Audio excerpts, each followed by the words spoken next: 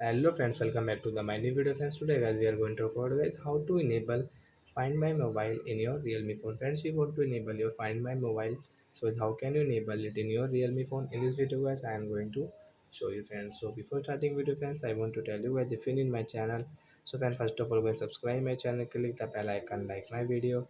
Then first of all open your phone setting to enable your Find My device. Then guys scroll it. Guys you can see password and security settings. Friends, tap here and guys click on system security. And guys you can see find my device. Guys tap here. You want to enable, guys you can enable. After enable guys you can see there are two settings ways to use find my device. So if you lose guys your device, so you can guys you can is it also helps you keep your data safe. And guys you want to track your phone, so you can track your phone. Is your find my device enabled, then guys you can track it, otherwise not. So I hope friends you have understood how to enable find my device in realme phone. So that's it guys, thanks for watching the video. We will meet on next video. Bye bye friends.